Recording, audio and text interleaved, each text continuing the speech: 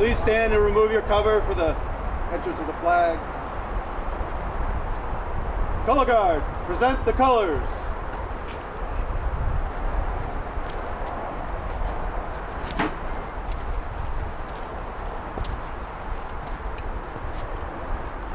Please join me in the Pledge of Allegiance.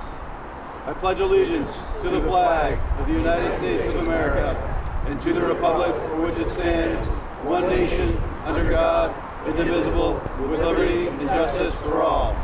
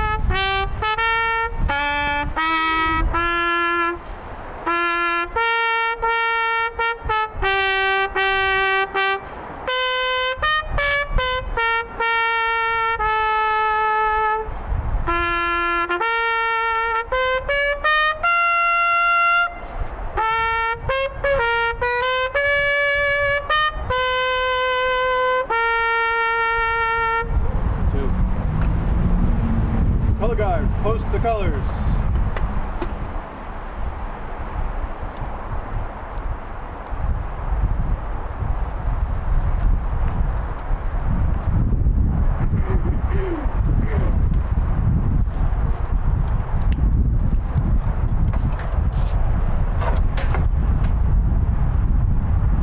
Hi, good morning, everyone. I'm Eric Wells, Williston's town manager, and I'm here to welcome you all to our Veterans Day observance today. I want to welcome our community members and thank all those who have served our nation. Thank you all for being here. I want to recognize the Williston Richmond Rotary Club for organizing our event. Thank you to our community members and town staff members for joining us. And most importantly, thank you to our veterans, those joining us today, those throughout our country, and those who are no longer with us. Thank you for your service to the United States today and every day.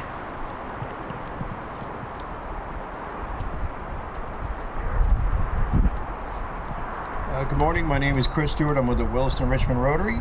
Please join me in this prayer for veterans. Dear Lord, today we honor our veterans, worthy men and women who gave their best when they were called upon to serve and protect their country. We pray that you will bless them for their unselfish service in the continual struggle to preserve our freedoms, our safety, and our country's heritage for all of us. Amen.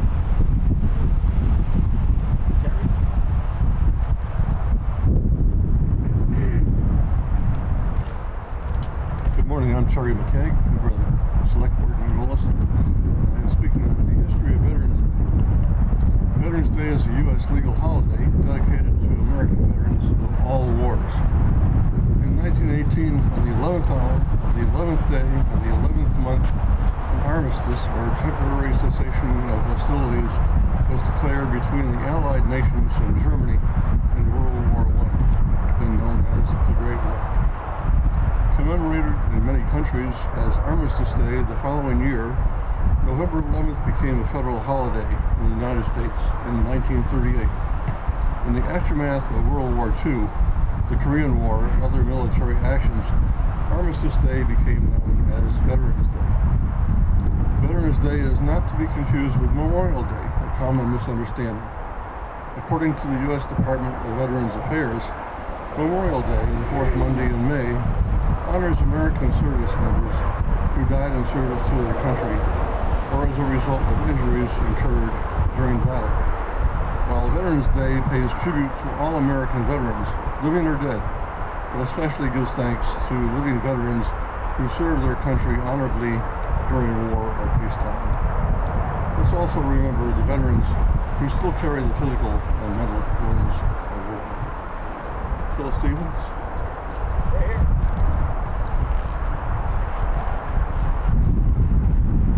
Thank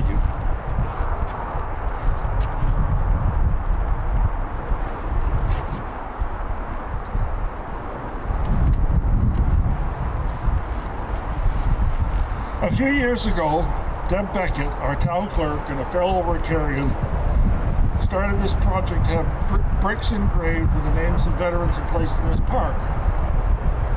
Her idea was to honor veterans and donate any profit to the Rotary Charities Fund to help fund Rotary projects. With the all too early passing of Deb, it has become my honor to continue this Rotary project, providing a lasting memorial to veterans. Every member of our armed services deserves our sincere gratitude for their service.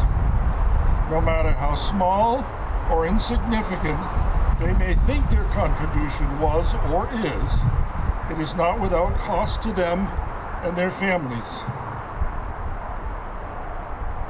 Whether they died in battle or suffered physical or mental damage or returned home to die early from the burn pit exposure or suicide, or simply cannot re-enter society because of their trauma or PTSD, they have given, and we must show our gratitude. From the words of a song by Billy Ray Cyrus, all gave some gave all. If you know of a veteran and wish to have them receive this recognition, I have a flyer to explain this project, and there will be some on the table. At our last service on Memorial Day, I read the names of those whom we honored at that time. Since then, we have added 3 more names. I will read them now. Jeffrey Drabelbus, George E. Passage Jr., Lynn P. Shepard. Now I'll read the other 43 names of people who are on these bricks. Deborah Beckett, John L. Bevins Sr., Sean A. Blaine, Ken Blau, Norman Boyden, Benjamin Brissett, Courtney Brissett, Harold E. Brown Jr., John Burrows, Stuart Burrows, Joseph R. Sharon, Brian S. Decatur, Lester Durrett, Aman Fournier, Alvin L. Isham, David H. Isham, George E. Isham, Kenneth L. Isham, Roderick C. Isham, Truman R. Isham, Harold Cardamon, Stephen S. Lambrecht, James R. Leet, Charlie McGill, Jack Martin, James D. McCullough, Kenneth L. Morrison Sr., Louis V. Nigel, Troy Lee O'Brien, Linwood Osborne, David Raymond Park, David R. Park Jr., MD, James R. Paya Jr., Cecile Phillips, Don Phillips, Alan C. Rock, George D. Rockwood, Maxine Rosenthal, Robert L. Rounds, Kenneth C. Schaffler, Jeff Smarden, Ken Stone, Arthur F. Tuttle. Thank you.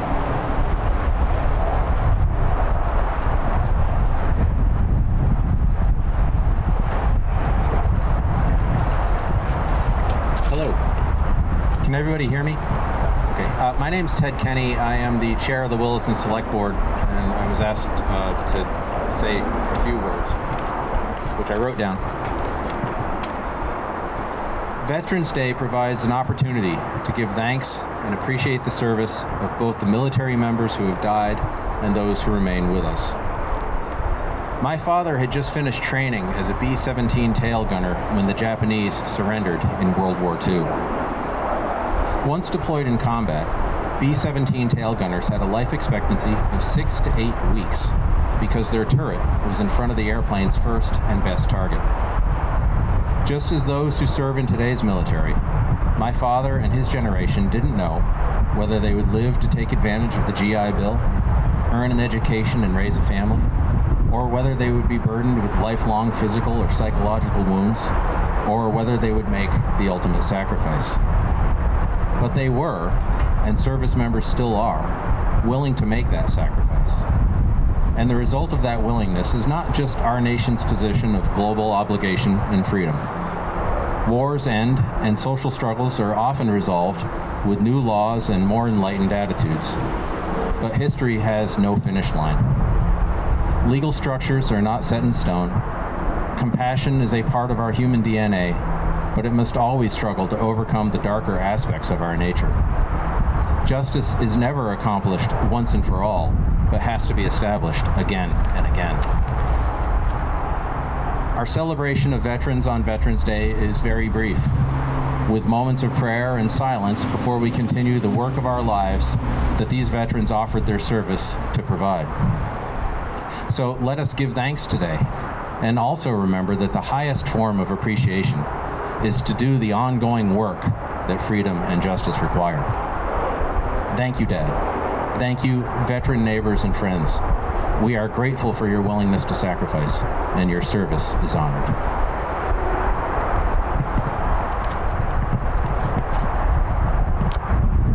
Hello.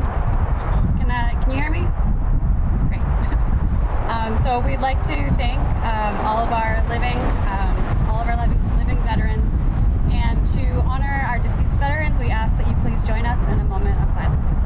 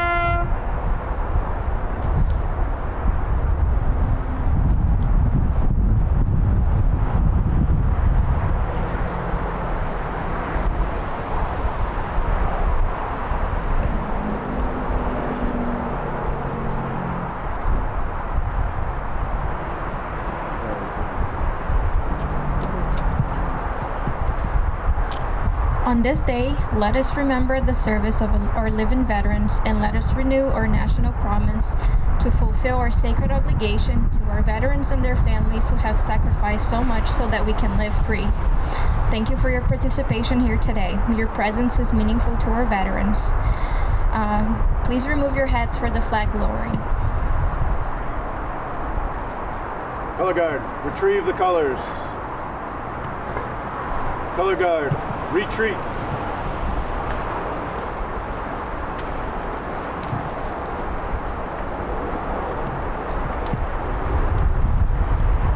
Please join us for refreshments. The Williston Richmond Rotary Club thanks you for attending and honoring our veterans today.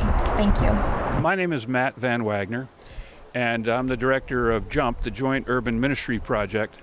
But since the public schools put a trumpet in my hand when I was 10 years old in the 4th grade, I've been bugling for veterans events, Memorial Day, Veterans Day, active military burials over in Boscawen, New Hampshire, and veterans burials wherever, I'm invited. And, while I was not a member of the service, I've always given great honor and respect to those people that did serve. And one of the things I'm most proud of is being part of Building Dreams for Marines, a nonprofit that I was asked to join and help start back in New Hampshire. And we renovate the homes of Marine vets who have served honorably. And so, I pray for peace all the time, but I respect and honor the service of those that have joined our military. And as the gentleman said, some gave all and all gave some.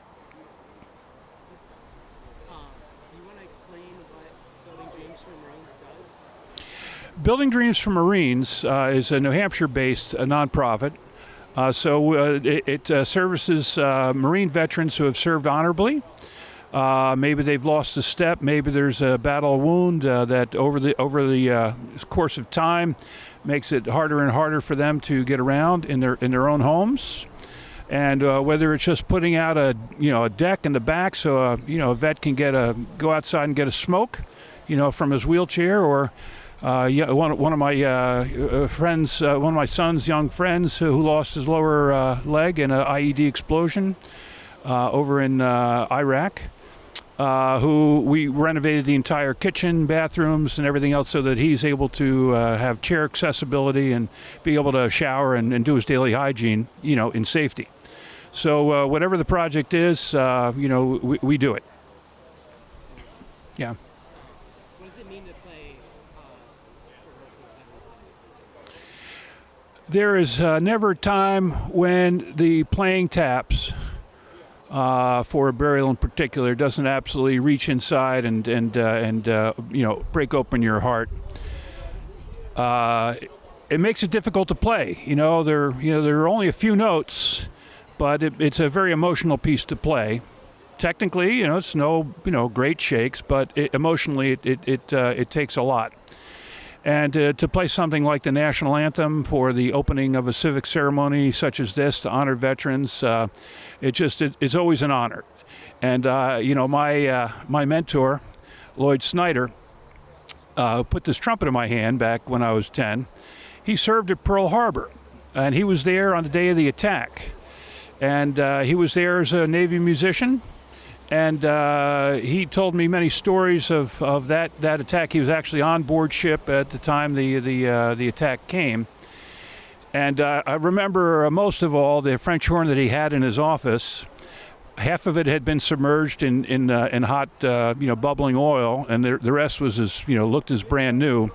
And whenever we weren't prepared for a lesson, we'd always look up at that thing and say, "What's that all about?" And he knew we were putting him on, but he always would sit back and tell us the story of what he did there. And of course, he was part of that greatest generation that came back and became the teaching corps, throughout the country. And so I'm forever grateful for Lloyd Snyder. And so every time I do play, every time I pick up this horn, Lloyd is in my Mr. Snyder, as we call him, is in my mind.